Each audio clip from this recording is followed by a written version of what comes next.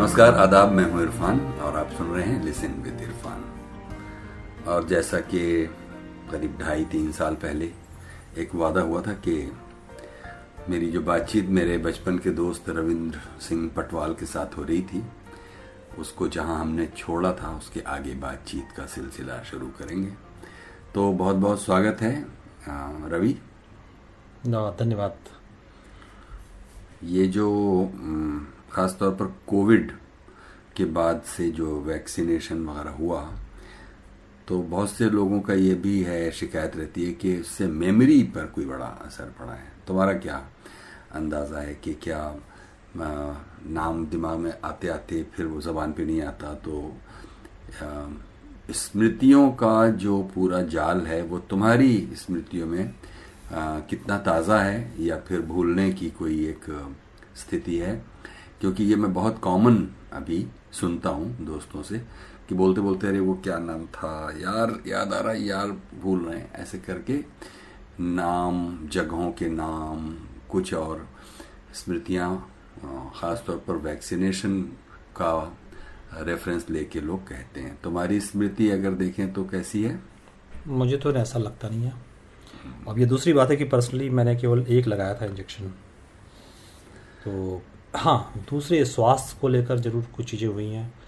BP की शिकायत और लोगों का अचानक से मर जाना, हार्ट अटैक हुआ है, वो घटनाएं तो काफ़ी देखने को मिली हैं और लगातार हो रही हैं। लेकिन मेमोरी को लेकर कुछ ये तो उम्र की, मुझे लगता है कि ज़्यादा एक संबंध जायद एक जंक्चर होता है। आप 50, 55, 60 के पेटे में आते हैं, उसके बाद अचानक से आपको जो है चीज़ें, उसका रोल ज़्यादा है। लेकिन इस हो सकता है, मेरे को खास इसका वो नहीं है, मेरे पास तो ऐसा नहीं है, मेरा अपना अनुभव। ठीक है। तो खैर, फिर हम लोग पिछली बातचीत में हम लोग जहाँ तक पहुँचे थे वो था कि जो हमारा और तुम्हारा जो बचपन का स्पेस था, मेरा गुरमा और तुम्हारा चुर्क, और हम लोग गुरमा चुर्क की कुछ साझा यादें करते हुए करीब करीब 12वीं पास करने तक की कहानी तक पहुंचे थे। लेकिन उस कहानी में कुछ चीज़ें फिर भी तो रह ही जाती हैं, बहुत सारी चीज़ें रह जाती हैं। तो वहाँ तक के अनुभवों में हम लोग ये थोड़ा ट्रेस करने की कोशिश कर रहे थे कि हम लोग जैसे बने, जिस तरह के लोग बने, उसमें हमारे बचपन की समाज का, वहाँ की अर्थव्यवस्था का, वहाँ के परिवेश का बड़ा एक रोल है। जैसे भी हम लोग बने, अच्छे बुरे उसकी बात नहीं कर रहे हैं, लेकिन हमारी निर्मिति में हमारे सीमेंट फैक्ट्री और सीमेंट फैक्ट्री की खदान और वहाँ की एक मिली जुली संस्कृति, और उसमें एक तरह की एक पूरा दौर जो गुजर चुका, जो अब लगता है कि वो किसी फिल्मी कहानी की तरह ही का दौर था। इस पर हम लोग बात कर रहे थे पिछले एपिसोड के लगभग आखिर तक, और शायद इरादा ये था कि हम लोग उसके बाद अगली बातचीत जो जहां हमने छोड़ा था, कि हम लोग फिर आगे की जो हायर स्टडीज़ के लिए हम लोग इलाहाबाद आए वगैरह वगैरह, उसके आगे की बात होगी, जो कि होगी ही। लेकिन अगर ये पूछें कि वही एक दौर होता है जब आप के अंदर कुछ इश्क, मोहब्बत, प्यार के भी एक जज्बे का एक करवट लेना जैसा होता है। तो तुम्हारे केस में फिर क्या हुआ? मेरे केस में भी हुआ, और मुझे नहीं मालूम कि सबके साथ ऐसा होता है, लेकिन वो मेरे साथ हुआ। मेरी अपनी जो पर्सनैलिटी रही, उसमें उसका शायद वो कंट्रीब्यूशन रहा हो, तो वो मेरे साथ भी हुआ और उसने काफ़ी कुछ शेप अप किया। वो भी एक टर्निंग पॉइंट कह सकते हैं कि आप बचपने से धीरे धीरे आप सेल्फ अवेयर, कई सारी चीज़ें ऐसी हुई मेरे जीवन में एक साथ। इनफैक्ट ये समय वही था जब तुमसे मुलाकात हुई थी, जिस साल, उसी साल मुझे किसी से प्रेम हुआ, और उसने आपका देखने का नज़रिया, पर्सपेक्टिव पूरा एक बदल के रख दिया। आप सेल्फ अवेयर सबसे ज़्यादा हो गए, पहले अवेयर नहीं था। आत्म छवि क्या होती है, उसको कैसे ठीक करना है, निखारना है, और उसके प्रति कॉन्शियस होना, मतलब अपनी स्टडी को लेकर भी, अपने शरीर मतलब कैसे उसको मतलब ज़्यादा हेल्दी हो, स्पोर्ट्स हो गया, गाने हो गए, तमाम चीज़ों के साथ मेरा, और पढ़ाई लिखाई सब कुछ, और एक लक्ष्य ओरिएंटेड मैं सब कुछ किया। मतलब मुझे लगता है कि, और मेरा स्वास्थ्य भी उसके बाद ठीक हुआ। उसके पहले मेरा स्वास्थ्य ठीक नहीं रहता था 9th तक। वो दोनों कई सारी चीज़ें हुई, वो एक इकट्ठा सारी चीज़ें हुई, तो वो काफ़ी कंट्रीब्यूट किया। हालांकि हम लोग तो गुरमा में रहते हुए यही सोचते थे कि गुरमा में तो छोटा सा वो है, बसावट है, किसी का किसी से भी प्यार मोहब्बत हो तो मोहल्ले में सबको पता चल जाता था, घर में माता पिता को भी पता चल जाता था। वो बड़ा एक लगता था कि इससे अच्छा तो चुर्क है, कि चुर्क हमारे लिए एक थोड़ा सा शहरी एक थी, मतलब वहाँ पे च्युइंगम बिका करता था, वहाँ पर कोई किसी को जानता नहीं। मैंने हम लोग ये मान के चलते थे कि वहाँ के जो प्यार मोहब्बत के किस्से हैं वो ज़्यादा जल्दी से घर तक नहीं पहुँचेंगे, और आप तो तुम तो खैर चुर्क में ही थे। और लेकिन जहाँ तक मुझे याद है कि तुम्हारा वही फेज़ वो भी है जिसमें तुम एक बहुत इंट्रोवर्ट और शाई, जनरली किसी से ना घुलने मिलने वाले, अपनी ही दुनिया में एक धुन में खोज में लगे रहने वाले रहे हो। तो इस इश्क के होने ने, वो तो तुमने बताया ही कि उसने एक बहुत एक सेल्फ अवेयरनेस और एक बदलाव तो किया ही, लेकिन वो किसी मुकाम तक, मंजिल तक पहुँचे, ये नहीं हो पाने के पीछे भी यही चुर्क का ही रोल रहा। 100% वो समाज था। अब ठीक है, हम तुम्हें लगता है या मुझे भी लगता है कि हाँ उसने काफ़ी कुछ एक छोटा, तुमने कहा कि बड़ा था, लेकिन हम तो समझते हैं कि 3-4 हज़ार की आबादी क्या होती है, कुछ नहीं होती है। वहाँ सब फादर्स लोग एक ही प्लांट के अंदर काम करते हैं, और तो सब एक हाथ की दूरी पे है, हर आदमी को जानता है वहाँ पे। तो अगर आप कुछ ऐसा करते हैं तो हमको बिल्कुल पता था कि भाई वो चीज़ें तुरंत सेम डे जो है वो चीज़ें जो हैं वहाँ से होते हुए फिर घर तक आ जाएंगी, और फिर वो तमाम लामबंदियाँ और बाकी चीज़ें जो हैं, जाति और बाकी चीज़ें, तो इस सब चीज़ों को देखते हुए, और वो समाज था उस समय, वो एक अपनी दूसरी एक जटिलताएँ थी, तो उसको देखते हुए हमने कभी ये साहस या ये किया ही नहीं किसी चीज़ का इजहार किया जाए। तो उसका एक दूसरा काम किया जो हमारे ट्रेजेडी किंग दिलीप कुमार साहब थे, कि आप जो हैं अपने उसको इतना विशाल बना दीजिए कि वो मतलब जो सामने का व्यक्ति है जिससे आप इश्क करते हैं वो छोटा हो जाए, और उसकी इमेज जो है वो कई गुना विशालतम हो जाए, और आप उसके साथ पूरा एक उसमें कर रहे हैं, और उस इमेज के साथ जो है आप अपने को जो इम्प्रूवमेंट करना है वो आप कर रहे हैं। वो मैंने किया। तो या कहिए सब मीरा या उसमें दौर को आप याद करिए, आप अपने जो हम पढ़ते थे, तो कैसे जो है वो भक्ति ही अपने आप में जो है एक सब कुछ हो गया। भगवान मिले न मिले कोई दिक्कत नहीं है। तो that way it has done. जो सीमितताएं थी, मतलब जो वहाँ की जटिलताएं कहें या सामाजिक बंधन थे, उसको अवेयर होते हुए कि कोई चीज़ ऐसा ना हो कि आपको किसी चीज़ में भी नीचा दिखना पड़े या आपको कुछ बात सुननी पड़े, घर वालों से हो, चाहे समाज से हो, चाहे किसी से भी हो। इवन कि जो जिससे आप प्रेम कर रहे हैं वो भी जो है गलती से भी अगर आपको बनावटी तरीके से कह दे कि आपको इनकार कर दे, तो आपका जो ईगो है, क्योंकि आपका ईगो तो वैसे ही मतलब कि उसको इतना वो दबा हुआ है, या कहिए कि वो उसमें है, इंट्रोवर्ट है, तो वो काफ़ी दुख होगा। तो ये ऐसा कह दिया जाए वही अपने आप में बबड़ा हो जाएगा, तो इसलिए कभी कहा ही नहीं, चीज़ें हुई नहीं। लेकिन वो हमने पैरेलली एक लगातार लेके अपना आगे बढ़ते गए। मैंने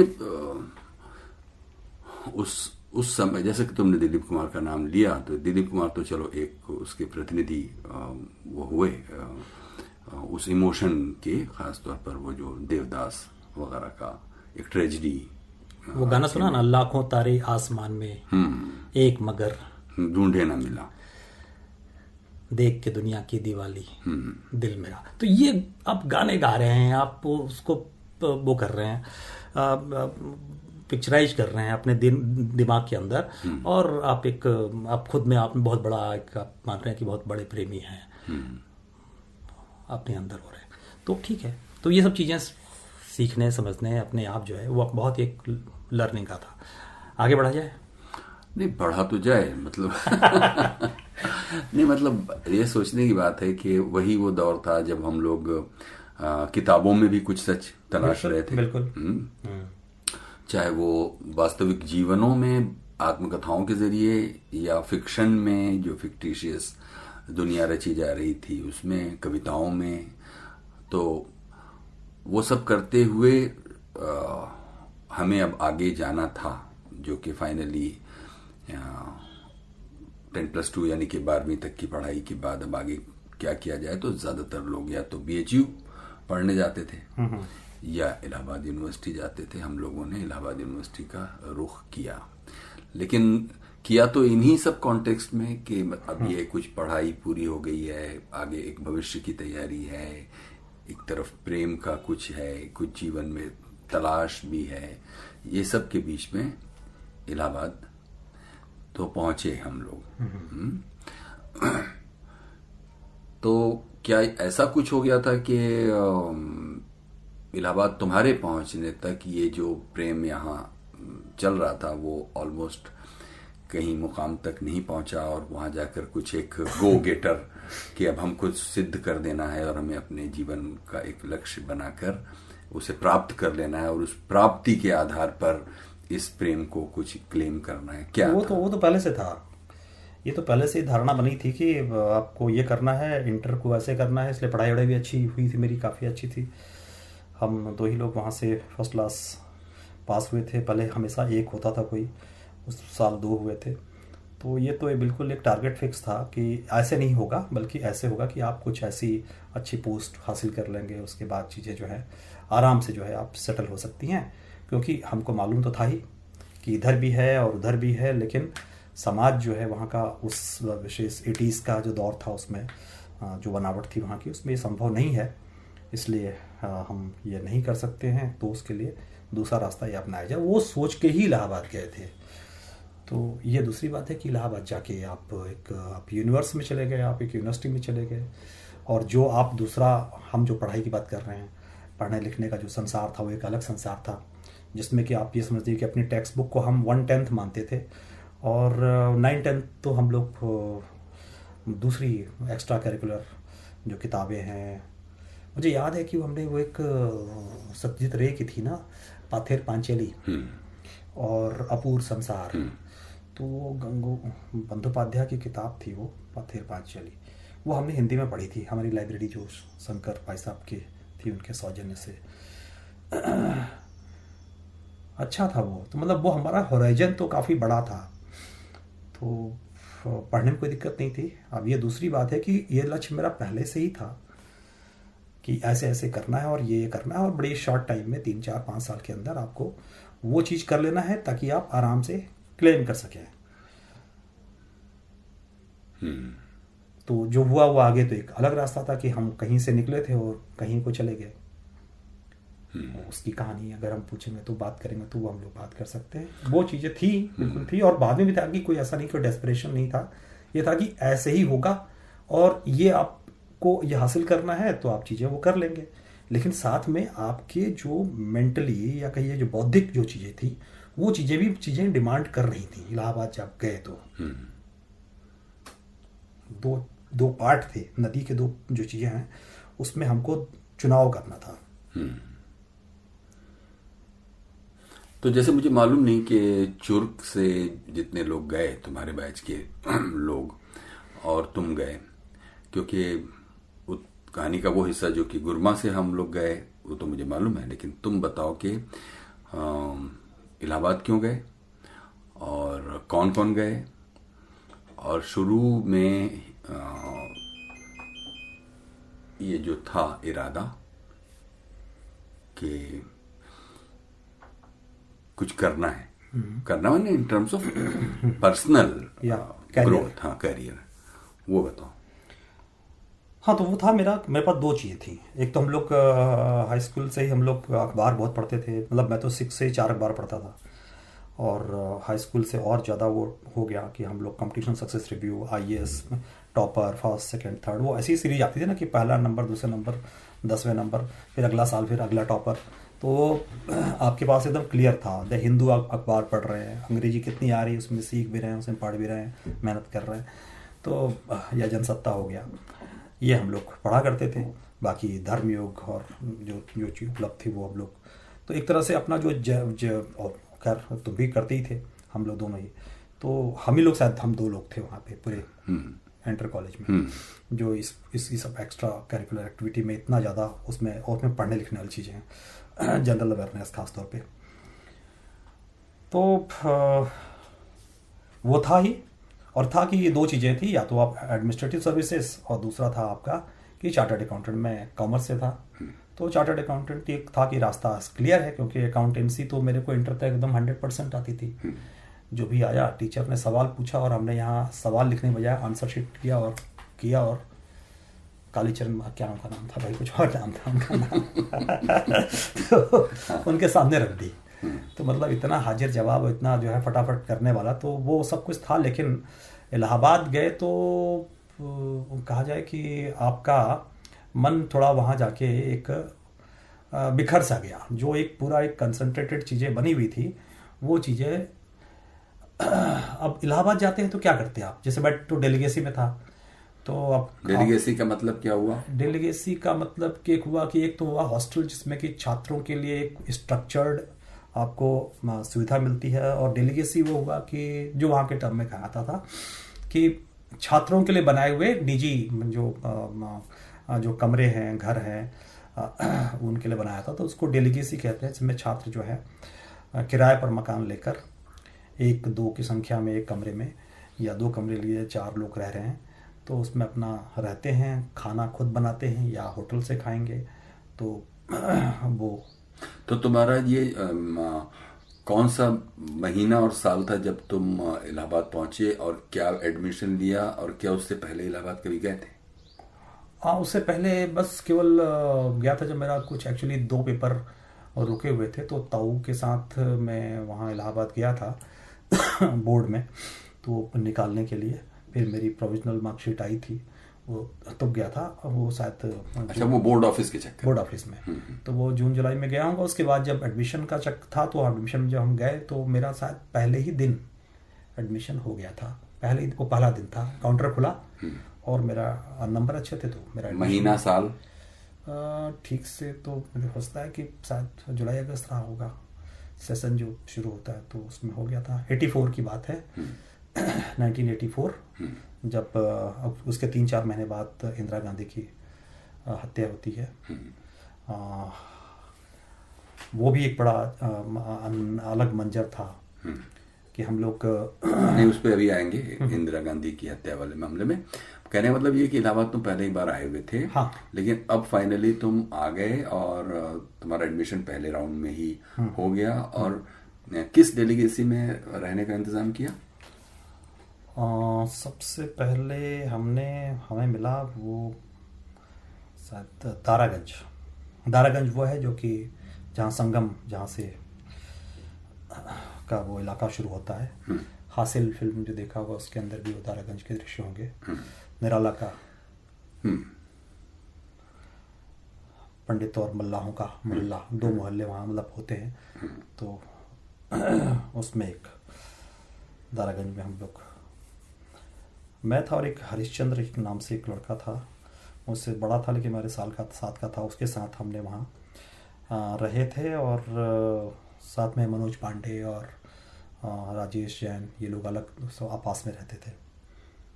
अच्छा, तो डेलीगेसी में रहने लगे और यूनिवर्सिटी आके क्लास करने लगे? हाँ, यूनिवर्सिटी मतलब यही था कि यूनिवर्सिटी है, अब आपको घर से एक सर्टेन अमाउंट 300 रुपये उसमें मिला करते थे। साइकिल एक आपको मिली हुई थी। वहाँ से करीब 6-7 किलोमीटर करीब आपका वो था जो अकबर ने बनाया था बांध, वो दारागंज से जोड़ता है वहाँ को। तो उस बांध से होते हुए आप जो है फिर साइकिल लेके आप यूनिवर्सिटी पहुँच गए। तो गया मैं 1 महीने गया। फिर हाँ, वो ये भी एक चक्कर था कि हमने ले लिया था इंग्लिश मीडियम। और इंग्लिश मीडियम में जब हम लोग गए तो मतलब हमारी उम्र कितनी थी उसमें, वही होगी 17-18 साल। और जो वहाँ लड़के थे वो जो इलाहाबाद के सेंट जोसेफ और इसके लड़के थे सब ज़्यादातर इंग्लिश मीडियम में वही लोग थे। हमारे यहाँ वो कमिश्नर की भी लड़की है और कोर्ट के जो है जज साहब हैं हाई कोर्ट के, वो थे। और बाकी लड़के ऐसे थे कि जो है बाल हैं तो लगता था कि मधुमक्खी का छत्ता टाइप का जो है, इस टाइप के अंदर जो है सिगरेट पी रहे हैं क्लासरूम में। तो बड़ा ही जो है एक कल्चरल हमारा एक शौक था। वो यूनिवर्सिटी के अंदर नहीं था, वो पर्टिकुलरली उसी बीकॉम और बीकॉम में इंग्लिश मीडियम था। एक ही क्लास थी, बाकी 3 हिंदी में थी। हमने वो ऑप्ट किया था इंग्लिश मीडियम से, हम लोग हिंदी मीडियम के छात्र थे। तो एक वो था, उसने भी थोड़ा सा एक विरक्ति सी पैदा थोड़ा सा की। और बैठ रहे हैं 70-80 लोग बच्चे, अब वो उसमें टीचर बोलता है हॉल में, एक तरह से लगता है कि आवाज़ गूंज रही है। तो उस तरह का कंसंट्रेशन भी बना और मैं भी कुछ अभी मतलब उखड़ा हुआ था। उसके पीछे कारण वो भी हो सकता है जो हम लोग अभी पहले बात की है कि जो हमारा एक डेली का रूटीन था कि आपने एक नज़र, बात नहीं करनी है लेकिन आपने देखना है अपने उसको, वो नहीं देख रहे हैं। तो वो उसका भी जो है एक वो तो मतलब एक डिसचेंटमेंट जैसी चीज़ आप हो रही है और वहाँ का माहौल अलग है। तो हमने जीरे फिर क्या हुआ कि गुरदत्त की फिल्म में देखा करी, इलाहाबाद में सबसे अच्छी चीज़ तो ये है कि गुरदत्त की सीरीज़ लग रही है। 14वीं का चांद है, प्यासा है, राज कपूर की सीरीज़ मेरा नाम जोकर है, ये सब बहुत हमने गाने सुने उस समय, लेकिन फिल्म देखने का मौका नहीं मिला। तो 5 रुपए में जो है वो फिल्म देख लेते थे। तो मालूम हुआ कि निकले तो हैं खाना वाना खा के अपना जो है यूनिवर्सिटी की ओर, और वहाँ से बजाय जो साइकिल जो है अपने आप जो है एक प्रेत बाधाग्रस्त तरीके से वो किसी फला अखबार में देखा कि आज वहाँ ये लगी हुई है तो वहाँ चले गए। तो हमने सीरीज में वो सब चीज़ें देखने शुरू कर दी।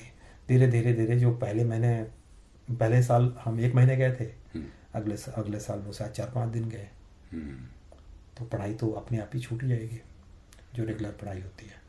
तो एडमिशन तो कराया था, लेकिन ये पता नहीं चला कि कब धीरे धीरे जो है वो चीज़ें जो है हम रेगुलर जो पाठ्यक्रम को भी पढ़ना है वो चीज़ें अभ्यास भी उसका ख़त्म होता गया। प्लस फिर ये सब खाने पीने ज़िंदगी की उलझने जो हैं उसमें भी आप उलझ गए कि भाई खाना बनाना सीखना है, स्टोव चलाना है, पिन लगानी है, और वो सब तो रहा होगा, मुझे ठीक ठीक याद नहीं है। लेकिन ये था कि जो आपको अच्छा लग रहा है, पैसे आपके पास इतने हैं, आपको मैनेज करना है, कैसे करना है, तो आपने उसमें जो है ये कर लिया, ऑप्ट कर लिया। तो धीरे धीरे अपने जो है शौक पूरे फिल्मों वाले खासतौर पर एस्केप रूट भी कह सकते हैं उसको, लेकिन वही था। नहीं, लेकिन वो तो चलो ठीक है, हवा के बहाव के साथ बह गए ना कि भाई देखा कि डिपार्टमेंट में कल्चरली फिट नहीं बैठ रहे, खास तौर पर इंग्लिश वाले उस क्लासरूम में, तो उससे भाग रहा जाए। मैंने कुछ एक उचाटपन शुरू हो गया और उसी का एक वेंट मिला गुरुदत्त का सिनेमा। लेकिन कहीं मन में ये भी तो रहेगा क्योंकि हम लोग तो बहुत ही आदर्शों और मूल्यों को लेकर आए थे इलाहाबाद, मतलब घर से निकले थे कि जिसमें चाहे वो गांधी हो, चाहे वो विनोबा हो, चाहे मतलब जीवन में एक मूल्य कि झूठ नहीं बोलना है, चोरी नहीं करना है, धोखा नहीं देना है, ये सब तो था। तो घर से तो पैसा ले रहे थे और फिर भी क्लास नहीं कर रहे थे और ऐसा काम कर रहे थे जो सोशली अप्रूव नहीं माना जाएगा कि मतलब कोई अगर घर में पेरेंट्स को पता चल जाए कि वो नहीं कर रहे हैं जिसका पैसा ले रहे हैं। हाँ नहीं, वो तो था। हम तो ये मैं तो याद है मुझे कि पहले ही साल आके मैंने इंटर के बच्चों को पढ़ाया, 1 महीना तो पढ़ाया कॉमर्स के। तो वो दिमाग में ये था कि हमारे बड़े ही हार्ड अर्न मनी है, भाई बहन 5 हैं घर में, तो बड़ी मुश्किल से तो वैसे ही हमारे सामने चीज़ें होती थी। तो हमारे पास पैसा भेजा जा रहा है, तो वो भी यदि 20% 25% अपनी सैलरी का अगर हमारे पास लग रहा है तो फिर वो उनको बहुत दिक्कत हो रही होगी। तो मैंने तो पहले ही महीने जाके जो है ट्यूशन पढ़ाया ये अलग बात है कि फिर वहाँ भी मन उचट गया तो छोड़ दिया। 1 साल बाद फिर मैंने जो है करीब जो मैं रेलवे कॉलोनी की तरफ जो है वहाँ था, वहाँ लिया था दारागंज से। तो वहाँ पर मैंने 2 बच्चों को पढ़ाया था, वहाँ उनको 100 रुपये 1 साल तक मैंने वो भी किया। तो एक तरह से वो किया, लेकिन हाँ पैसे जो जो घर से आ रहे थे वो उतने कंटिन्यू आ ही रहे थे। लेकिन ये था कि दिमाग के अंदर ये था कि हमको जो है उसको ऐसा रिप्लेस करना है, ना लिया जाए। ये तो था। ये जो दारागंज वाला कमरा था वो तुम्हें कैसे मिला था? मतलब जैसे हरिश्चंद्र का नाम लिया तुमने, मनोज भी था, राजेश भी था, सब थे, लेकिन तुम्हें कैसे वो था कि वहीं पे रहना है उसी पता नहीं, मुझे ठीक ठीक याद नहीं। एक्चुअली क्या हुआ कि एक चट्टान सिंह नाम था, सतीश चंद्र श्रीवास्तव, तो उसने मकान लिया था शायद, तो उसके यहाँ एक बार मैं गया। वो जो है वो अल्लाहपुर में था। तो अल्लाहपुर में सबसे लार्जेस्ट डेलीगेसी है इलाहाबाद की, हुआ करती थी। तो अब वहाँ गए तो बड़ा गजब किस्सा है वो। उनके यहाँ वो था, मतलब कमरे ठीक ठाक नए थे और खाली से प्लॉट था, और लेकिन वहाँ लेटरिन बाथरूम नहीं था। तो 1-2 दिन रहे तो वो जो अभ्यास होता है वाला, जो श्रीलाल शुक्ल ने लिखा है ना वो पगडंडी पर महिलाएं जो है मुंह ढक के अपना जो है वो ध्यान मग्न मुद्रा में रहती हैं, उसी तरह का ध्यान मग्न जो है हमने मतलब कोशिश किया कि रेलवे की पटरी और ट्रेन आ रही है और ट्रेन बीच में वहाँ रुक भी रही है, हॉल्ट कर रही है, और लोग वहाँ बैठे हैं, मतलब वहाँ खिड़की से जो है, और आपको देखना है कि आपको कुछ नहीं दिख रहा है। तो फिर मुझे कहा लगा कि यार ये तो नहीं हो सकता है। तो हमें जो दारागंज में जो किसी ने साथ दिया होगा, कि मुझे ठीक ठीक याद नहीं कि हमने ढूंढा या हमें किसी ने बताया कि वहाँ है, तो हम लोग वहाँ गए और वहाँ देखा कि वहाँ भी बड़ा अजीब था। वहाँ एक जो ड्राई लेटरिन होती है वो था भाई साहब, बाप रे। हाँ हाँ, वो कैसी होती? ड्राई होती है ना, वो जो ऊपर एक नीचे पॉट होता है, और फिर उसको सुबह कोई ले आता है, जो जिसे कहते हैं वो, अभी क्या कहते हैं उसको, जो कि इसके कैंपेन चलता है, भाषा भी इसके तो वो स्कैवेंजिंग। हाँ स्कैवेंजिंग, हाँ वो मेथड था वहाँ पे। हमने देखा नहीं था और हमने वहाँ ले लिया, क्योंकि वो पुराने 300-400 साल पुराने घर होते थे वो, और उसमें बनाना रिस्ट्रक्चरिंग करना पॉसिबल नहीं है। तो घर ऐसे बने, उसमें हमने एक कमरा लेके किसी तरह से 1 साल गुजारा था। तो वहाँ चूँकि वो अल्लाहपुर वाला जो था, वो जो मेमोरी थी ना, वो इतनी वो थी, मतलब कि वो दिमाग को जो है वो जमा देने वाला। तो हमने खट से आके वो किराया कमरे मतलब वो ले लिया था दारागंज में।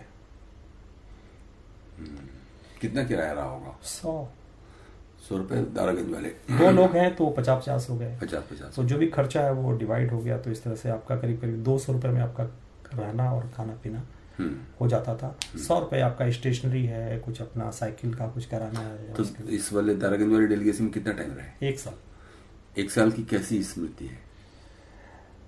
मतलब लाइट रहती थी? हाँ, मकान मालिक सताता नहीं था? लाइट रहती, किराया टाइम पे दे दिया जाता? हाँ टाइम पे दे दिया था, क्योंकि पहला काम तो यही करना होता था कि किराया टाइम पे दे दो भाई, ताकि उतना चीज़ें आपके पास कम हो जाए। तो वो तो हम लोगों की फैक्ट्री के उससे जो ट्रेनिंग रही होगी तो हम लोगों का था।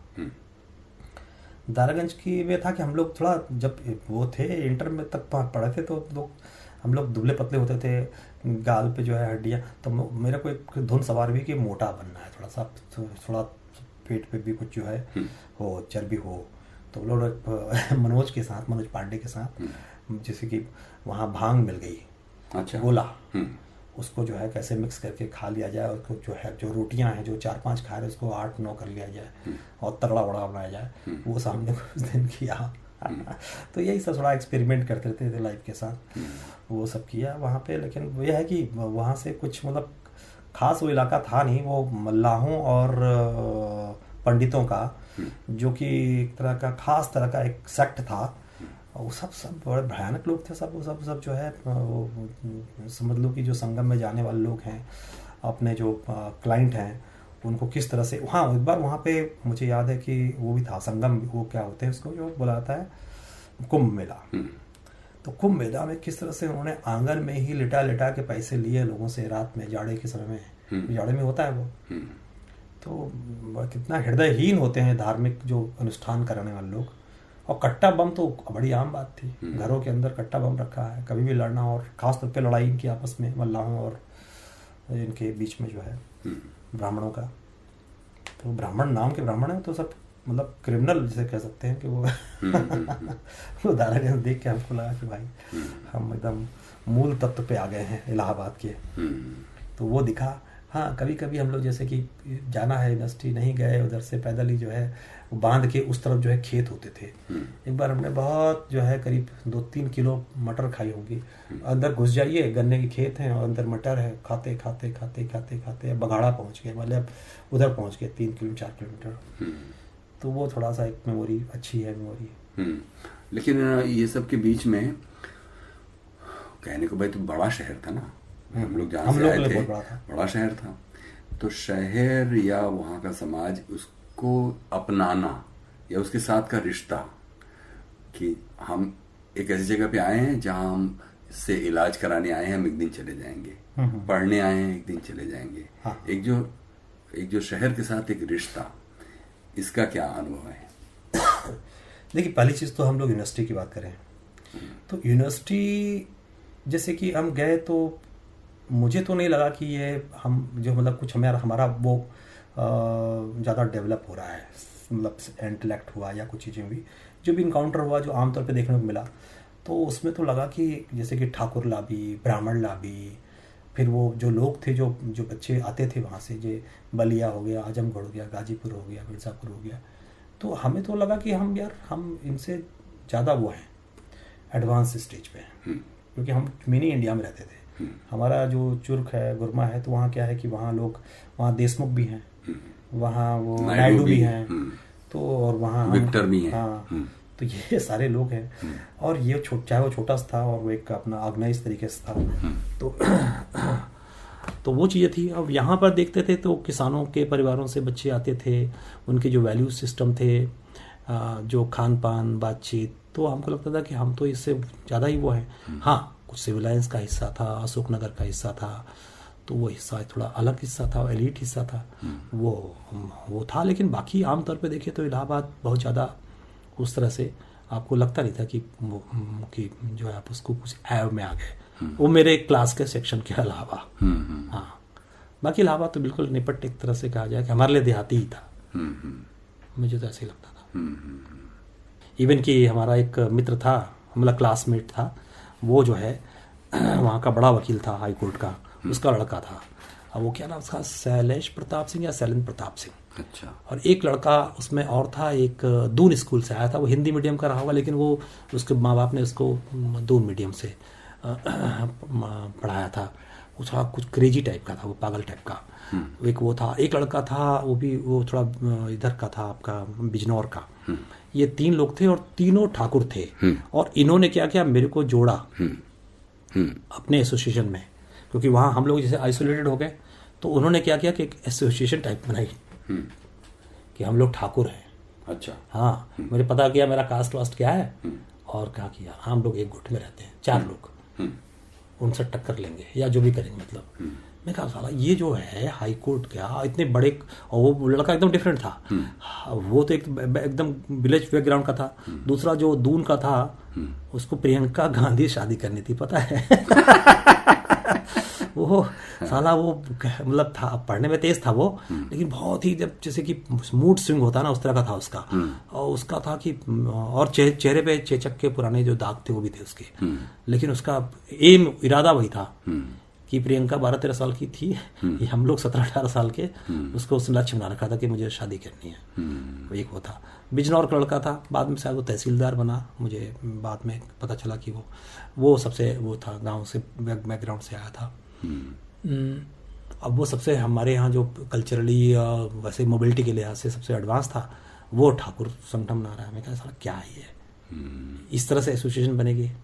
तो खैर वो कुछ थोड़ा बहुत रहा, मैं 2-4 दिन थोड़ा सा अपने उसके लिए कि भाई चलो एक कुछ तो एसोसिएशन होगा। उसके अलावा मेरा कोई वहाँ पे याद नहीं है अपने बीकॉम के दिनों की। फिर भी लेकिन करते करते तो 1 साल तुम्हारा हो गया, फिर एग्जाम पास भी हो गए। हाँ, पास भी हो गए। फिर हम लोग इधर आ गए रेलवे स्टेशन के पास, क्योंकि वहाँ का जो था उससे हम लोग यहाँ आ गए। तो कौन कौन आया? मैं और हरीश जो है, हरीश चंद, उसकी शादी भी हो गई थी इनफैक्ट, तो ये वो भी था। तो मैंने उसको इसलिए रखा था कि ताकि वो जो है खाना वाना बना सकता है, बनाना उसको आता है। मेरे कुछ भी नहीं आता था चाय बनाने के अलावा। तो खैर इसी 2 साल के प्रवास में खाना वाना कुछ कुछ बनाने भी आ गया। तुमको आ गया? हाँ आ गया, मतलब दाल चावल आलू डाल दो उसमें बन जाएगा, चीज़ें आ गई धीरे धीरे।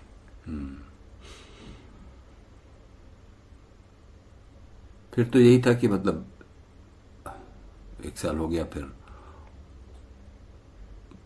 बीकॉम करके निकल जाते या फिर एमकॉम कर देते, यही तो। तो बीकॉम का रिजल्ट अच्छा, बाकी तुम्हारे साथ था ही, तुम तो थे ही वहाँ छात्र संगठन और उसमें तुम्हारा कल्चरल ऑर्गेनाइजेशन दस्ता के साथ, तो उसके साथ भी कुछ कुछ संपर्क रहता था। हाँ एक किस्सा मैं उसमें थोड़ा सा बता दूं। 84 के टाइम में ही, वो करीब जाड़े का कुछ समय रहा होगा, संजय जोशी से मुलाकात हुई थी जब मेरी। वो हुआ था कि हिंदुस्तानी एकेडमी में कुछ नेशनल यूथ ऑर्गेनाइजेशन समथिंग कुछ चल रहा था, कल्चरल का, वो राज्य स्तर का चल रहा था। ये कब की बात? 84 की। अच्छा। माने कि समझो अगर तुम अगस्त में आए, मान लो जुलाई अगस्त में, यही तो टाइम रहा होगा ना, मतलब जून जुलाई अगस्त। 84-85 सेशन ले लो उसको, मतलब ये ले लो। मुझे एग्जैक्ट याद नहीं कि वो दिसंबर में था कि मार्च में था। अच्छा अच्छा। मतलब हाँ पहला ही साल था। पहला ही साल था। हाँ। फिर क्या हुआ? तो वह गुजर रहा था वहाँ से, तो देखा कि कुछ चल रहा है, यूथ लोग हैं वहाँ पे, कुछ अपना बना रखा है उन्होंने कुछ, तो मैं अंदर घुस गया उसके अंदर। तुम जा कहाँ रहे थे? मैं वापस जा रहा था, जैसे मामा हमारे इलाहाबाद रेलवे स्टेशन के पास थे, कॉलोनी में। वहाँ से जा रहा हूँ मैं उधर की ओर, यूनिवर्सिटी की ओर यूनिवर्सिटी की ओर जा रहा हूँ, उधर से तैसे जा रहा हूँ, या फिर मैं आ गया था शायद इधर, जो भी होगा। एनीवे तो वो शायद मैं आ गया था, हाँ 1 साल बाद होगा फिर 85 का होगा ये। मैं वहाँ रहता था फिर रेलवे स्टेशन। तो वहाँ से मैंने फिर जो है अपना मंदिर घुस गया। तो वो 2-3 दिन का वर्कशॉप था उनका, नेशनल यूथ प्रोजेक्ट समथिंग कुछ था, ये नाम था इसका।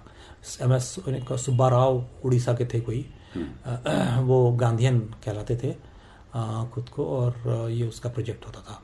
तो उस प्रोजेक्ट में इन लोगों को लाया गया था प्रदेश भर से। तो यहाँ पर मेरी मुलाकात संजय जोशी से हुई थी। संजय जोशी का तब कोई कनेक्शन जो है जसम से या इससे कुछ नहीं था, उल्टा जो है उसका कनेक्शन जनवादी लेखक संघ और उनके परिवार के कारण, और भाई उनका SFI में काफ़ी एक्टिव था, प्रतुल। हाँ प्रतुल, तो उसके उसमें रहा होगा।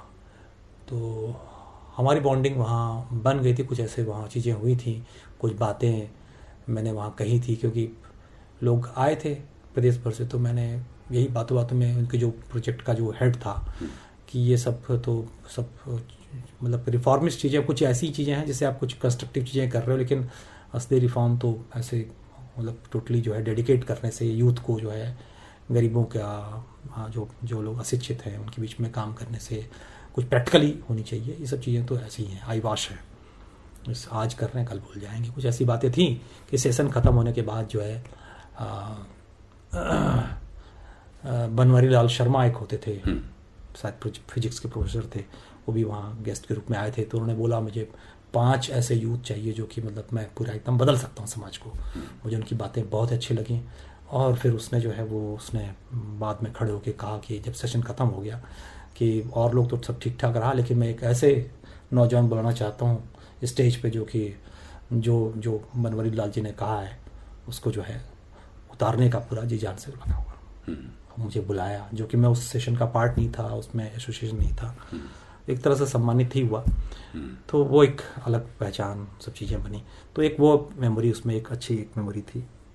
बाद में संजय के साथ, संजय के घर जाना, हम तब होटल में मैं खाता था, तो हम उसके यहाँ जाके कभी कभी घर का खाना खाना है तो मम्मी का हाथ का, वो उसके यहाँ लुकरगंज था ना, तो लुकरगंज भी जाते थे, वो हमारे यहाँ आता था। फिर हमने स्टडी सर्कल, हाँ ये पहलू, वो इविंग क्रिश्चियन कॉलेज में था। तो उसका था कि ये लोग PSO है, अच्छा काम करते हैं, तुमने खुद भी कहा था, तो वो स्टडी सर्कल भी चलाते हैं और ऐसा सा काम करते हैं। तो मैंने कहा कि स्टडी सर्कल काम करना है तो छात्रों बीच में क्यों काम करें, हम छात्र खुद ही हैं, चलो झुग्गी झोपड़ी में काम करते हैं, बच्चों को पढ़ाते हैं, ये काम करते हैं, ये काम रियल काम है। और स्टडी सर्कल तो वो करते हैं तो हम खुद कर लेते हैं। तो हमने खुद जो है वहाँ 5-6 स्टडी सर्कल जो है एक तरह का सीरीज शुरू किया था आपस में ही मित्रों के साथ। उसके मित्र थे, मेरे तो नहीं थे, जुटाकर किया। कहाँ पे करते? ईसीसी कैंपस में। ये वही 85 में किया हुआ हमने। ये सब था। 86 में जब हम लोग मतलब काजा की 2 साल का सेशन होता था बीकॉम का, वो करके जब आए हैं तो फिर मेरा जो है हरिशंकर हाँ, उससे एसोसिएशन ख़त्म हुआ, क्योंकि उन्होंने तो हम दोनों का स्वार्थ था। मेरा स्वार्थ था कि वो थोड़ा सीनियर है तो खाना पीना और अरेंज करने वाला ज़्यादा रहेगा, और उसका स्वार्थ ये था कि उनके माता पिता के कि ये पढ़ने में तेज है तो इसके साथ इसका भी जो है थोड़ा ठीक रहेगा पढ़ने का, और मैंने वो किया नहीं। तो और फिर एसोसिएशन टूट गया। उसका भी था कि बीकॉम के बाद आगे नहीं पढ़ना है, बच्चे शादी हो गई थी, बच्चे भी होना का कुछ हो रहा होगा, तो उसका बीकॉम तक ही उसने सफ़र था। और वैसे भी वो मुझसे दुखी हो गया क्योंकि मैं तो कुछ और ही लाइन पकड़ ली, कुछ कहाँ घूम रहा हूँ, भटक रहा हूँ। तो एक वो रहा। तो बाद में फिर मैं विनोद सिंह वो मिल गया, तो हम लोग चले गए। बीच में सुबतिया बाग रहा था शायद, या हाँ सुबतिया बाग रहा था, सतीश और ये लोग कुछ लोग थे, उसमें रहे थे हम लोग। फिर उसके बाद हम चले गए थे विनोद के पास, वहाँ क्या जगह है उसको बोलते थे, सलोरी में रहने लगे, जहाँ साबुल्ला बगल में थे, और विनोद के साथ मैं रहने लगा। तो वो कुछ महीने ही रहे होंगे कि उसमें जो है मैं जो गांधीवादी था, और वहाँ पर वो कन्फ्लिक्ट हो रहा था कि गांधी ने बनाया तो है, लेकिन वो रास्ता जो है, चीज़ें जो बहुत दूसरी जगह पे देश आ चुका है, और वो कितने मूल्य कितने अर्थवान हैं कि नहीं हैं, उसकी भी सीमाएं हैं। या गांधी के बारे में कुछ और पढ़ रहे हैं आप, तो विवेकानंद को पढ़ने लगा, अद्वैतवाद, और तो वो अजीब सा एक खिचड़ी बन गई। और दिमाग के अंदर एक तीसरी परेशानी जो कि चुर्क की थी, वो चली आ रही थी कि वहाँ से आप भटक रहे हैं, और जो लक्ष्य के लिए थे वो आप नहीं कर पा रहे हैं। तो सारी चीज़ों का एक मिक्स था, और आप जो है आपके पास कोई दिशा नहीं है।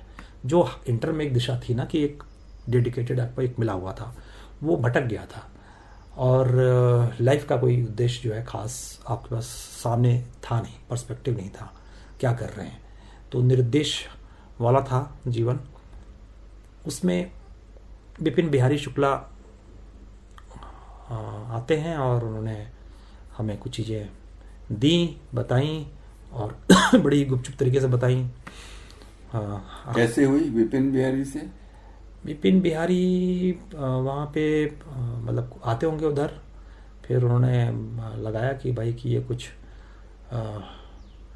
कर वर रहे हैं, पढ़ रहे हैं ये लोग, पढ़ने लिखने वाले। तो वो आते थे सलोरी हाँ, सलोरी वो अपना पैदल चल के पहुँचते थे वहाँ पे।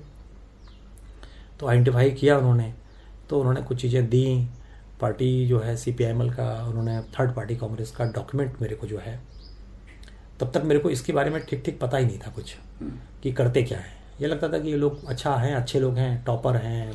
तब तक तुम्हारा PSO ऑफिस आना जाना शुरू हुआ था? नहीं, मेरा तुम्हारे साथ ही संपर्क में हम दस्ता का कुछ एक्टिविटी देखते थे। PSO से मेरा कोई वो नहीं था। मैं ये मानता था कि चुनाव लड़ते हैं तो जो भी चुनाव लड़ता है तो एंड गेम उसका जो है भ्रष्ट होना ही है। अब ये फिक्स एक नोशन बन चुका था पहले से ही चीज़ों को देखकर कि चुनाव जो लड़ते हैं। बंगाल का हम लोग पहले मतलब कि हम नहीं जानते थे कि कम्युनिस्ट क्या होते हैं, कैसे होते हैं, लेकिन जो कम्युनिस्ट थे वो वेस्ट बंगाल था, और वेस्ट बंगाल में केवल स्ट्राइक होती है, इंडस्ट्रियलाइजेशन हो रहा है, जब चाहो तब हड़ताल कर रहे हैं।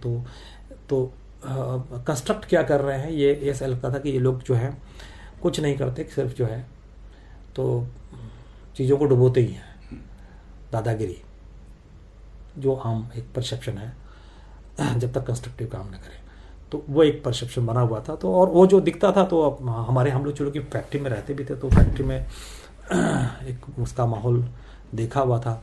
तो हमको तो लगता था भाई कि यार ये मतलब हमें जो है मोटा आदमी दिखता था तो लगता था कि ये वो जो ट्रक होते थे ना, जो 100 ट्रक रोज भरे आते थे, तो उसमें जो चपरासी लेवल पे है उसको 5 रुपया ले रहा है, बाबू 10 रुपया ले रहा है, अफसर कितना ले रहा है मालूम नहीं, लेकिन ये इतना रेट फिक्स था कि इनकम तो हो ही रही है, और ये लोग जो है चीज़ों को बढ़ा नहीं रहे हैं, बल्कि जो है उसी में एक दीमक की तरह।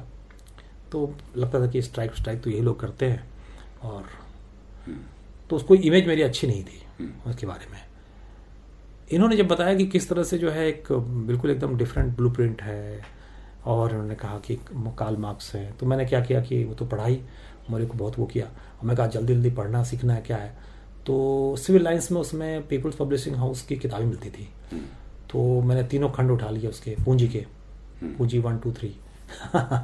सिविल लाइंस में तो नहीं थी शायद, सिविल लाइंस में थी people's publishing house. People's public house नहीं, पीपल्स पब्लिश हाउसिंग की किताबें उपलब्ध थी नीचे। अच्छा। हाँ, और इतने बड़े बड़े वॉल्यूम भी जो है वो मुझे लगता है 100 रुपये मैंने तीनों मिल गई थी, सड़क के किनारे। हाँ, नई किताबें, ब्रांडेड था, तीनों खंड। तो मैंने बताया भी उनको कि भाई अच्छा ठीक है, ये है मार्क्सवाद, चलिए मैं पढ़ लेता हूँ, तीनों ले आया हूँ। तो उन्होंने कहा हंसते हुए कि ये अभी तो मैंने नहीं पढ़ी, अब मैं पढ़ने वाला हूँ, ये तुम ले लो, तुम ये ले लो। क्या दिया? यही मतलब ये पार्टी डॉक्यूमेंट और कुछ वो चीज़ें उसके बारे में बताएं, कैसे एक स्ट्रैटेजी होती है, टैक्टिक्स होता है, और एक स्ट्रैटेजी के तहत काम करते हैं, दूरगामी लक्ष्य होता है, उसको करने के लिए फिर कैसे जो है जनसंगठन, प्रतिरोध, गांवों से शहरों को घेरने का, गुरिल्ला वारफेयर, दस्ता, आर्म्ड फोर्सेस, तो ये सब सारी चीज़ें बता के, ये सब एक बेसिकली प्रोटेक्टेड तरीके से कैसे जो है आप एक जनसंगठन, एक फ्रंटल ऑर्गेनाइजेशन होता है, आईपीएफ जो है एक फ्रंटल वो है, तो ये इसके जरिए ज़्यादा से ज़्यादा लोगों को जोड़ा जाए, फिर उसके अंदर कैसे। तो वो जो पढ़ा तो मुझे एक स्पार्क टाइप का लगा कि यही तो मैं ढूंढ रहा था। तो फिर एक लाइन मिल गई, जीवन में एक उद्देश्य मिल गया, और फिर मैंने पीछे मुड़ के देखा नहीं कि आगे क्या होगा, या जो प्रेम है उसका क्या होगा। वो एक पल को जो है, क्योंकि आपको कुछ चाहिए था, आप कुछ वैक्यूम में थे पूरी तरह से, तो उससे आपको एक वो मिला।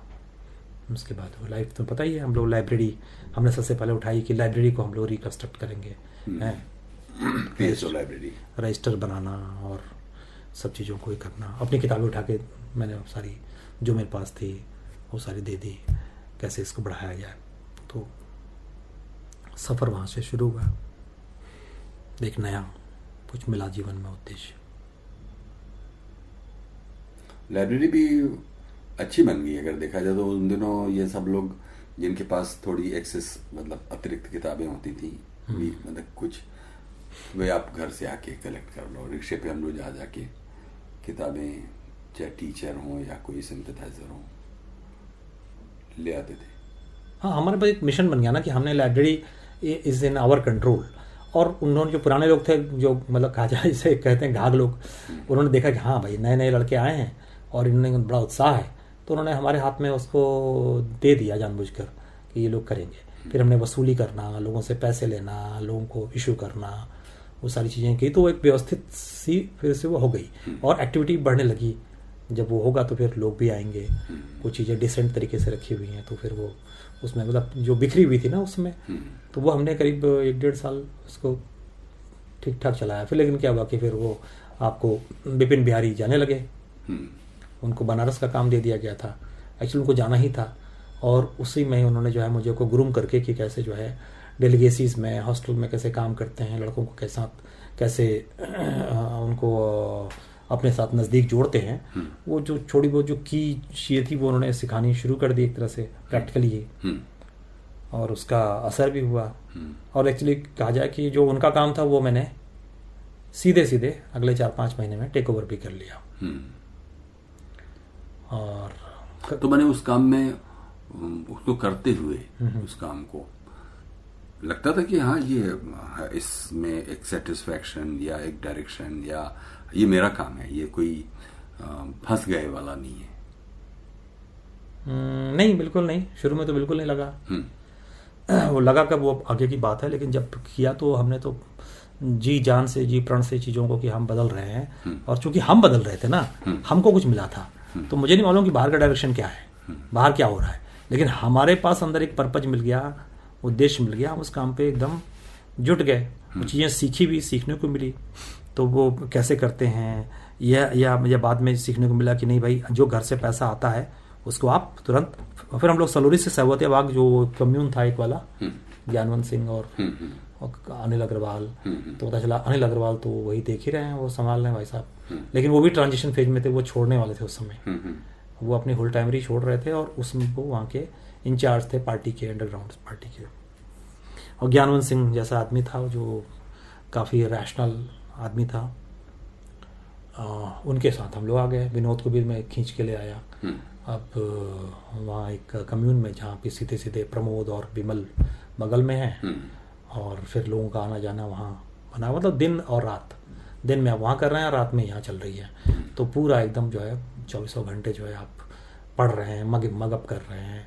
मार्क्सिज्म टुडे आ रही है, लिबरेशन आ रही है, तो उसको आप मगअप करके सीधा जो सेंट्रल कमेटी सोच सकती है उसको कैसे किया जाए, उसको 3-3 बार 4-4 बार पढ़ के समझ लिया जाए कि एकदम चीज़ें कैसी हैं, कहाँ पे सोच रहा है नेतृत्व, उसको एकदम वहीं से समझ लिया जाए। जबकि आप जस्ट अभी जो है एक तरह कैंडिडेट मेंबर हैं, पार्टी मेंबर भी नहीं है, लेकिन आप अभी सीख लिया जाए, वो सब चीज़ें चल रही थी। और बाहर भी काम करना, वहाँ पे ये सिखाया गया कि घर से पैसा आता है तो डिपेंड मत रहिए, अगर आप घर पे रहेंगे डिपेंड, तो आप जो है हमेशा जो है कहीं ना कहीं से आपकी कमजोरी बनी रहेगी, तो अपने पैसे को तुरंत खर्च कर दो। तो ज्ञानवंत क्या कराते थे, निरंजन टॉकीज के पास एक मटन बनता था, चलो पैसे आ गए, चलो चलते हैं, किराया वराया दे दिया, उसके बाद चलो वहाँ निरंजन टॉकीज, वहाँ मटन बड़ा अच्छा बनता है, तो 100 रुपया प्लेट जो है एक आदमी का होता था, भरपूर खाना खाया उसको, तो वो जो है 4-5-6 दिन के अंदर ही पैसे से खत्म करे, ताकि जनता पर निर्भर रहो। माओ की जो टीचिंग थी, तो अब वो वैसे वाकई होता भी था, तो वो कई बार फाकापस्त करनी पड़ती थी, एक ही टाइम खाना खाया, मान लिया शाम को खाया, तो बहुत सारी चीज़ें भी हुई मुझसे, जब खाना खाने की ऊँट वाली आदत भी बननी शुरू हुई कि कैसे ही जो है 2 टाइम का खाना एक ही टाइम में ठेल दिया जाए क्योंकि खाना एक ही बार मिलेगा।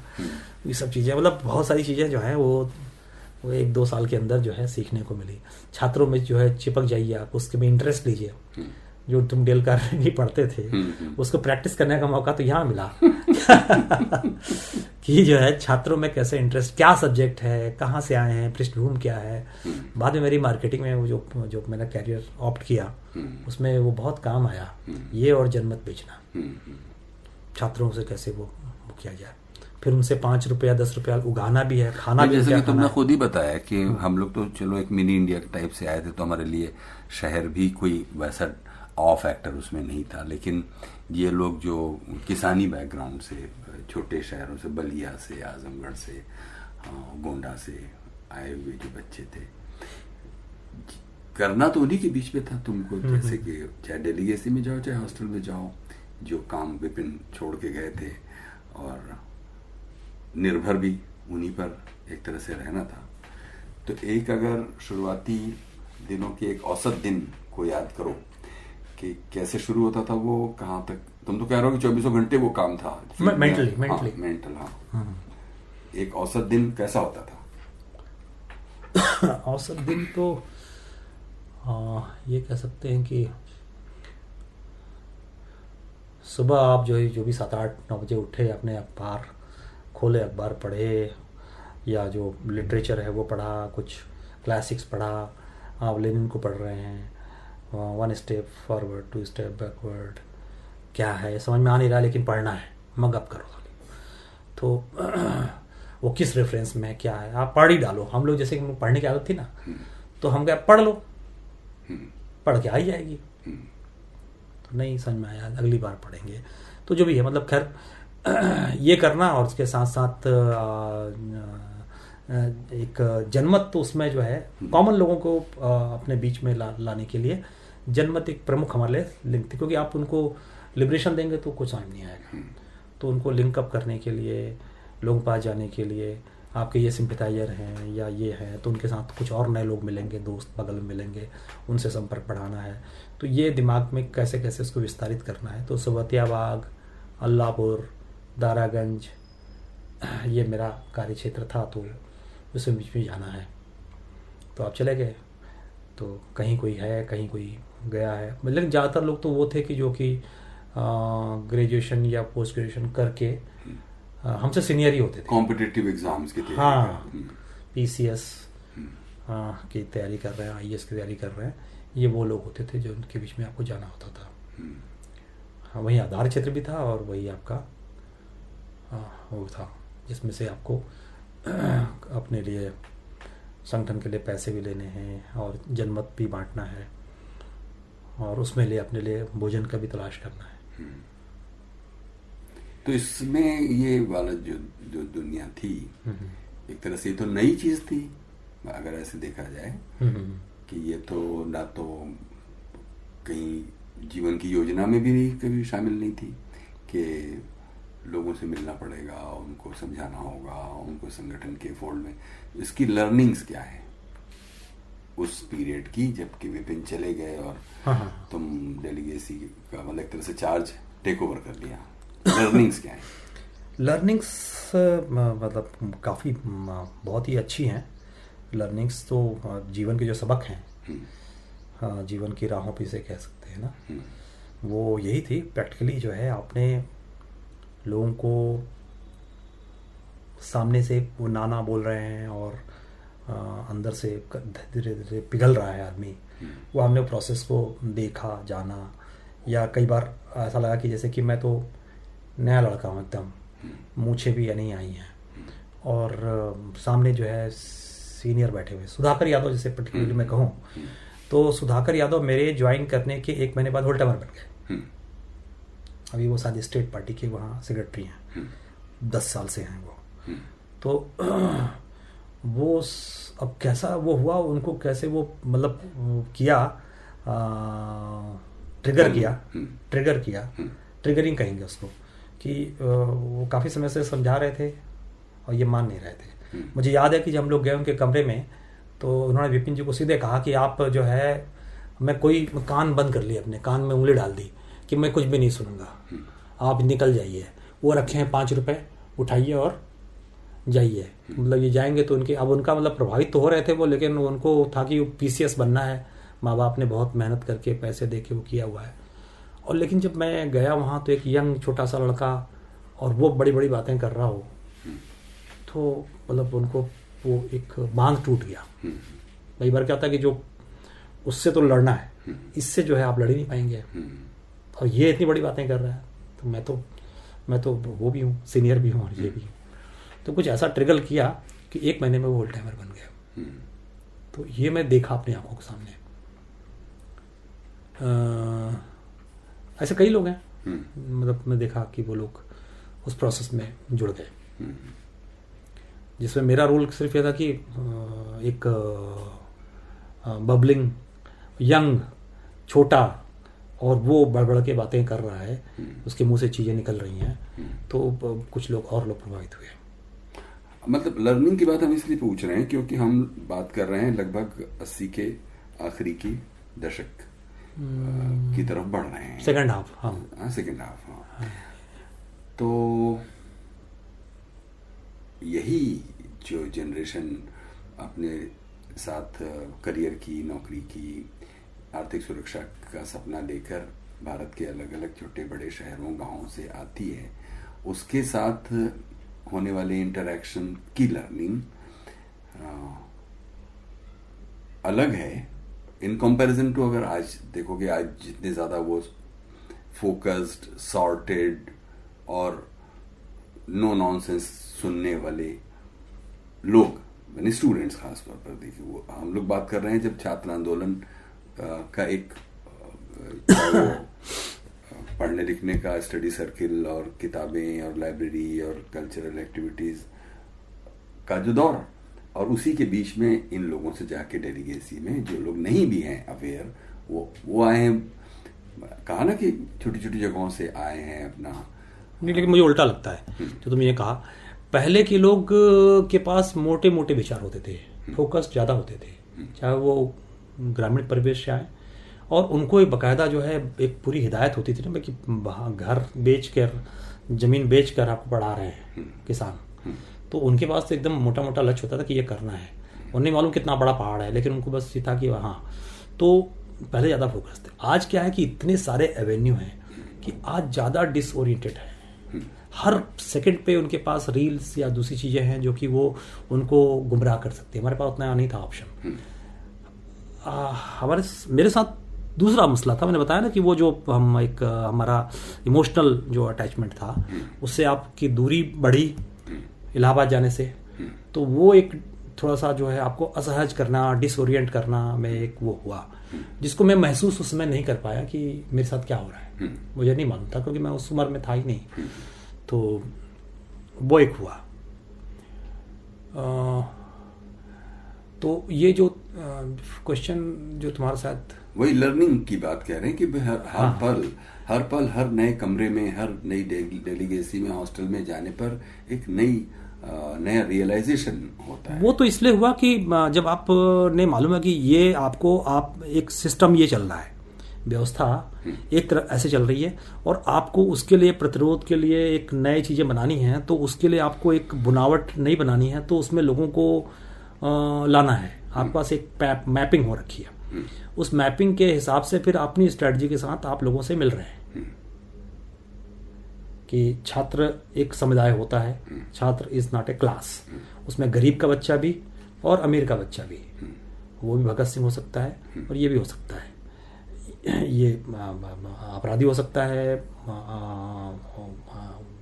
भ्रष्टाचारी हो सकता है गरीब का बच्चा, अमीर का बच्चा जो है वो क्रांतिकारी भी हो सकता है, कोई जरूरी नहीं है। वो कम्युनिटी है, एक मोटा मोटा ये सिखाया गया, समझाया गया और उसको हम बिलीव भी करने लगे।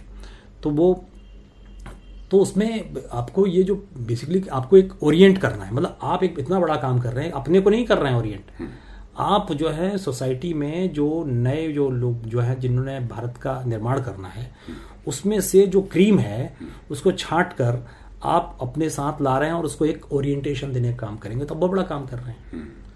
तो ये जो काम था वो बहुत ही क्रिएटिव भी था और देखने में लगता है कि हाँ पॉलिटिकल है, लेकिन वो अपने आप में तो व्यक्ति बदलना हुआ ना, रूपांतरण, मानसिक धरातल को तैयार करना।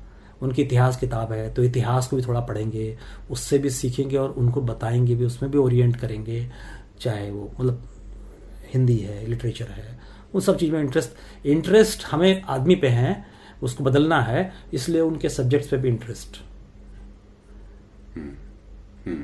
तो इंटरेस्टिंग काम था वो।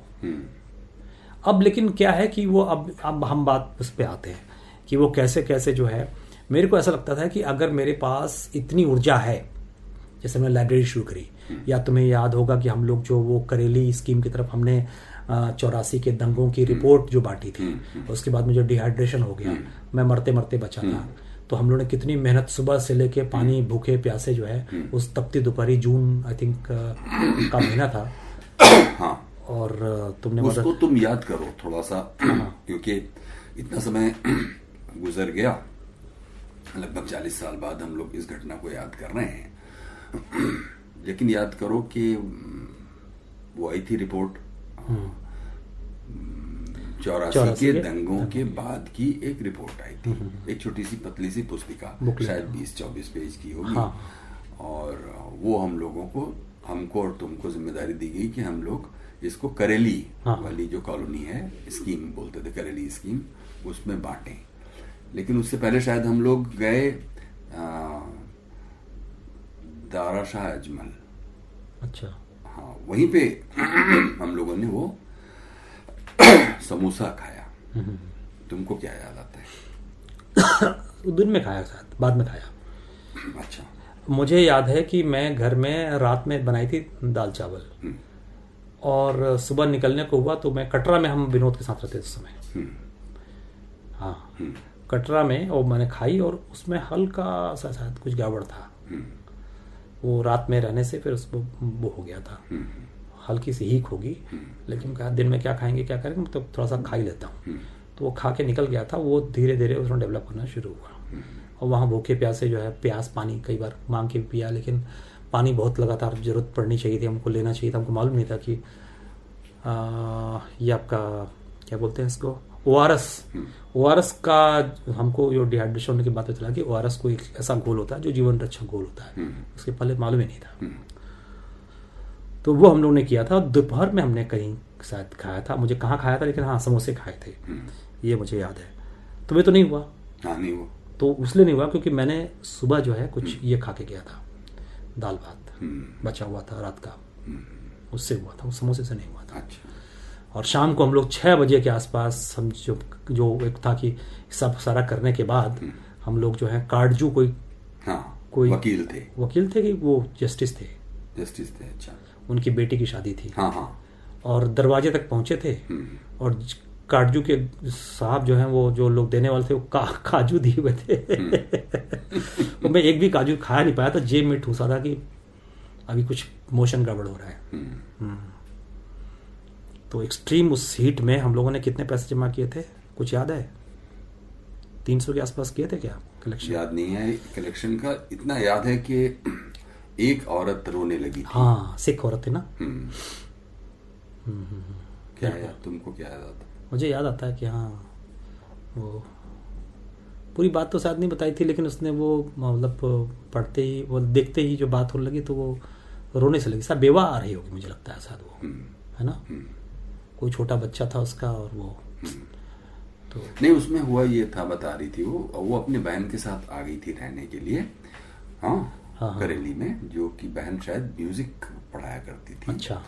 और ये खुद कानपुर से आई थी। कानपुर में इसके हस्बैंड को वही टैक्सी चलाता था। अच्छा। तो वो कार टैक्सी समेत उसको जलावला दिया गया था। तो वो आई थी। कि मतलब अब एक तरह से वो तो बेवा ही हो गई थी। और बच्चा उसका था और बहन के साथ रहती थी। और उस दिन वो आटा गूंद रही थी जब हम लोग बार बार घंटी बजा रहे थे। अच्छा। तो हम लोग क्या कह रहे थे सब लोगों के, क्योंकि अलग अलग जगहों पर अलग अलग तरह के रिएक्शन दरवाजों पे हो रहे थे कि लोग दरवाजा खोल नहीं रहे थे कि मतलब कौन है। तो हम लोगों ने कुछ ऐसा बनाया कि हम लोग यूनिवर्सिटी से आए हैं, बजाय ये कहने के कि ये कोई जांच कमेटी की रिपोर्ट है, यूनिवर्सिटी से आए हैं, ऐसा कुछ जिससे कि कुछ दो बातें करने का कोई मौका मिल जाए। तो वहां पे भी हम लोग 2 बार घंटी बजा चुके थे। अच्छा। और वो मना कर चुकी थी, लेकिन फिर वो उसको पता नहीं क्या सूझा, उसने हम लोगों को अंदर बुलाया, है ना, और आटा उसके हाथ में लगा हुआ था।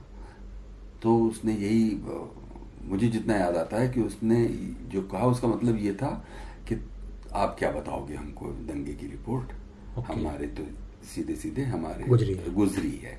और कहते हुए फिर वो रोने लगी थी। पता नहीं, मुझे कई बार ये उस घटना को याद करके ये याद आता है कि उस पॉइजनिंग में कहीं कोई रोल उस इमोशनल उसका भी था, मतलब जैसे कहते हैं एक मोमेंट का, कि इस तरह से, क्योंकि हम तो कभी सीधी तौर पर किसी दंगा प्रभावित स्त्री पुरुष से नहीं मिले थे, और हमारे लिए तो सामने सामने वो उसके ऊपर गुजरी थी और पानी वानी पिलाया हम लोगों को, मतलब बताया, और वो रोने लगी थी। और हम लोग के पास सिवाय उसको चुप कराने या मतलब सांत्वना के 2 शब्द कहने के एक असहायता की स्थिति थी। शायद उसका भी असर उस पर पड़ा हो, हम लोगों के मेटाबॉलिज्म पर, या जिसको भी कहो। मुझे तो कुछ कभी ये भी लगता है, क्योंकि पॉइजनिंग एक रीज़न हो सकता है, दूसरा कोई वीकनिंग इमोशनल कोई चीज़ हो सकती थी। एनीवे, तो खैर वो तो तुम्हारे लिए तो काफ़ी ट्रॉमेटिक रहा। फिर उसके बाद तो तुम काफ़ी परेशान हुए। उसके बाद कई दिन तक वो तुम्हारा डिहाइड्रेशन बहुत एक्यूट पहुंच गया था। हाँ, नहीं, वो रात बड़ी हमारे लिए अकेली, जो हमने जीवन मौत से संघर्ष किया था। जब मैंने वो बाहर जो रेलवे क्वार्टर में जो बाहर वो पानी खुला हौज होता है ना, उससे पानी पी पी के, और मैं 15, 16, 17 बार गया हूँ, घसीटा है अपने आप को, मसल्स को खुद ही क्रैम्प आ रहे हैं, उसको मसल को, हाथ को, कभी पैर को खुद ही मालिश कर रहा हूँ। मतलब टॉयलेट के सामने ही बाहर ही चारपाई लगा दी गई थी कि बार बार उठ कर जाना तुम्हारे लिए मुश्किल काम था। मामी शायद का आइडिया ये था। तो सुबह फिर ले गए। हाँ, नहीं, वो अच्छी बात है। मेरा बड़ा वीआईपी ट्रीटमेंट उसके बाद हुआ, मेडिकल में भर्ती किया गया, 4-5 जो है ग्लूकोज चढ़ाए गए। इतना डॉक्टर ने तो बहुत तुमको और हमको भी बहुत डांटा कि मतलब ये तो मरणासन अवस्था में लेके आओ, ये क्या अकलमंदी थी। संगठन वाले घबरा गए ना कि ये लोग, हम लोग जो हैं इसको कहीं और। आप देखो क्या किया। देखो अब मैं सोचता हूँ कि संगठन ने क्या सोचा और कहाँ आपने वो पर्चे वो बांटे। हम लोगों को आपने दे दिया करेली में। करेली में कहाँ, जो मुस्लिम डोमिनेटेड इलाका था, दंगे की रिपोर्ट है, उससे कुछ एक जनाधार अपना कुछ ना कुछ होगा कि उससे बनेगा। देखो हमें नहीं पता है, हमें तो बताया गया कि वहां चले जाओ और ये करो, तो हम चले गए उत्साह में, नए नए लड़के, और लगे हुए कस के। पंकज का भी एक टीम अलग थी ना, हम 2 टीम थी, उनकी अलग टीम थी मैं तो, लेकिन वो लोग डर से गए कि यार ये तो मतलब कि तुरंत ही हाथ से चले जाएंगे सब।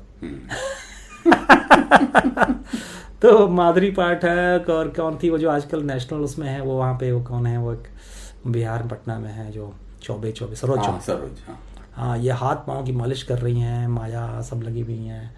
लाल बहादुर जी ने जो इतना पैसा हमने इकट्ठा किया तो उससे कहीं ज़्यादा खर्च कर दिया मिठाई वो ये फल फ्रूट्स पे।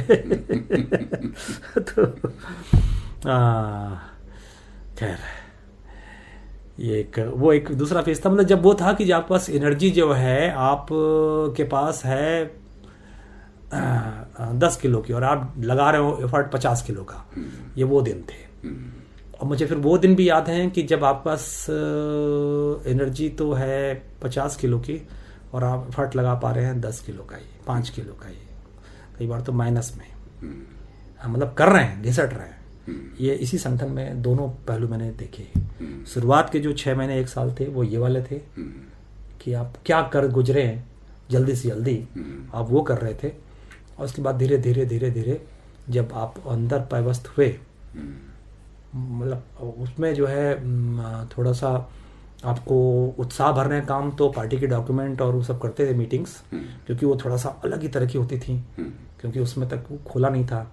तो वो सब चीज़ें, उसका एक बड़ा ही डिसिप्लिन, और स्टेट सेक्रेटरी आएगा तो वो जो एकदम अलग से आएगा, तो वो एक अलग तरीका का एक आदमी होगा जिसके पास एक छोटा सा बैग होगा और वो बड़े ही अलग तरीके से बात करेगा और पार्टी डॉक्यूमेंट्स टीचिंग्स देगा, कम्युनिस्ट आइडियोलॉजी के बारे में पढ़ाएगा, पूरा एक पाठ करेंगे हम। तो वो एक अलग चीज़ थी। प्रैक्टिकली जो हम कर रहे थे वो एक अलग कर रहे थे कि बड़ा बिखरे तरीके से काम कर रहे थे। जो हम पढ़ रहे थे उसके हिसाब से काम नहीं हो रहा था।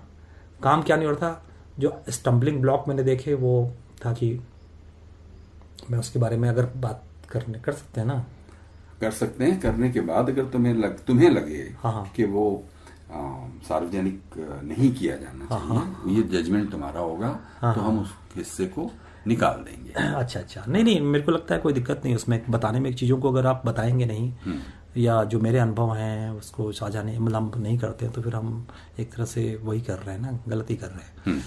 तो मतलब एक तो ये था ना कि भाई आपने डेडिकेशन से, हमारा कोई उद्देश्य क्या था, मेरा उद्देश्य कुछ नहीं था। संगठन का उद्देश्य एक वो था कि एक तरह से बनाना ताकि आप उस बड़े उद्देश्य को प्राप्त कर सके। बड़ा उद्देश्य क्या था? सिस्टम चेंज करना है, उसको जो है एक बड़ा ट्रांसफॉर्मेशन करना है, उसमें चीज़ों को ऊर्जा में लगानी है। तो उस काम के लिए आपको अब संगठन कैसे बनेगा, तो जो चीज़ें वहाँ आप सीख रहे हैं, जो आप लर्निंग थ्योरेटिकल ले रहे हैं, उसको प्रैक्टिकली तो यहाँ अप्लाई करेंगे तभी तो होगा। तो यहाँ पर जो है स्ट्रक्चर कुछ अलग बना हुआ था। जैसे कि मैंने पाया कि भाई कि आप संगठन है लेकिन कलेक्शन जो बनाते हैं संगठन, तो उसमें व्यवस्थित नहीं है। आप कुछ सोर्सेज से आपसे पैसे मिल गए, आपके कुछ लोग नौकरी कर रहे हैं, उनसे जो है कुछ लोग पैसे ले आ रहे हैं और संगठन चल रहा है। जो छात्रों से बीच में करना चाहिए वो कंसंट्रेटेड काम, जिस डेडिकेशन से मैं कर रहा हूँ, तो कोई लोग मतलब वो काम उस तरह का कर नहीं रहे हैं, लोग दूसरे लोग नहीं कर रहे हैं। कोई मास लीडर है, वो ये मास लीडर काम कर रहा है, और बाकी लोग हैं तो वो किसी एक फील्ड में उन्होंने अपनी बढ़ा ली है तो वो उसमें लगे हुए, लेकिन ये जो बेसिक काम है वो बेसिक काम नहीं हो रहा है। और ये काम नहीं होगा तो वो मान लिया आपको 1000 वोट मिलते हैं, तो वो 1000 लोग वोट कौन हैं, उनके पास एक रेगुलर उसको बनाना, वो लाइब्रेरी भी आए, वो आपको नियमित 2 रुपया 5 रुपया दें और उससे संगठन बने चले, उस पर फोकस नहीं है तो संगठन नहीं बनेगा। तो अगर ये काम नहीं हो रहा है और पैसे भी आपका जुगाड़ हो जा रहा है, काम हो जा रहा है, तो ये बहुत भी खराब चीज़ है। क्योंकि वो होगा तो धीरे धीरे वो और भी लैगिंग करेगा ना, जो काम की ये काम बेसिक काम थोड़ा ज़्यादा कष्टप्रद है लेकिन सिस्टमेटिक होता और संगठन भी सिस्टमेटिक बनता, और जिसके लिए आप कमिटेड हैं। अब फिर वो जब ये नहीं होगा तो वो जो कमिटमेंट है वो भी टूट जाएगा। तो धीरे धीरे एक तरह का फिर देखने लगा कि शायद जो है ये भी है कि कुछ लोगों का ये है कि जितने पुराने होते जाएं उनको जो है यहाँ से अच्छा, फील्ड में भेजा जाए। हाँ, मतलब फील्ड में ज़्यादा, लेकिन आपका फोकस जो है कहीं ना कहीं पार्टी का भी और संगठन का भी कि इनको अध्यक्ष बना के या कुछ ऐसा हो जाए तो हमारा बड़ा नाम हो जाएगा। हम कैसे छात्र संघ चुनाव जीत गए तो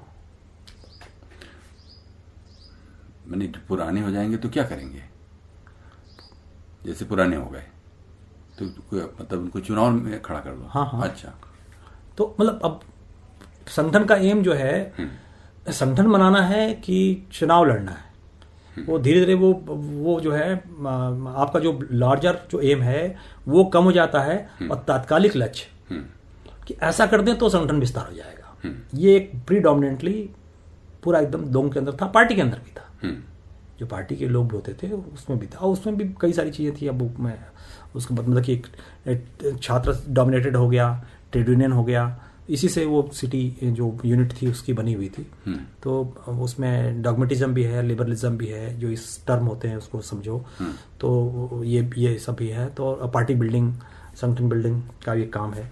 तो इसके बीच में एक द्वंद्व, एक टकराव, फिर वो सब चीज़ें थी। तो इलाहाबाद एक अछूता नहीं था।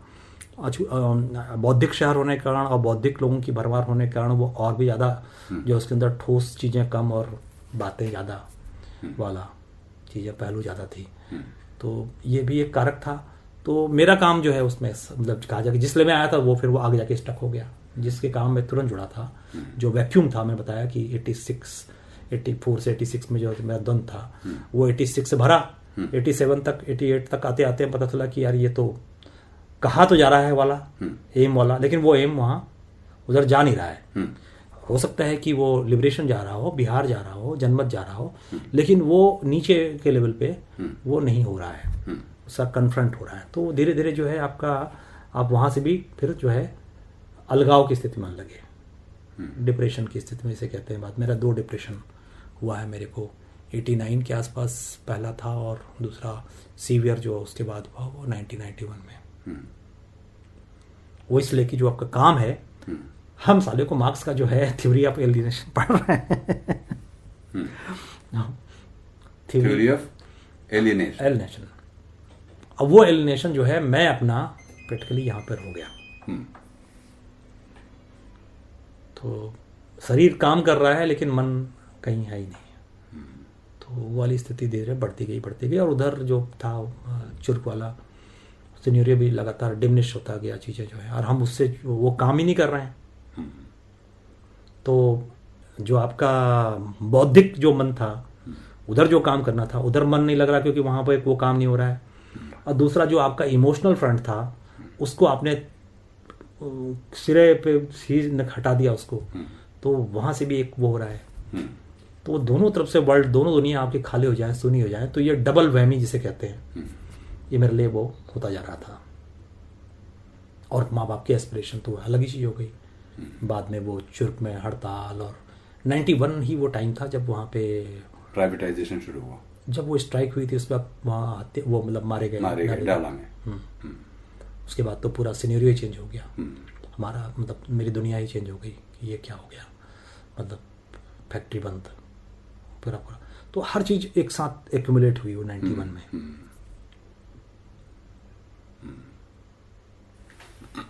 तुम रिलेट कर पा रहे हो क्योंकि तुम साथ में, तुम्हारा अनुभव भी है, इसलिए तुमको बिल्कुल। अभी जरा सा इस सेशन को सेव कर लूं, क्योंकि बैटरी भी ड्रेन कर जाए तो इससे पहले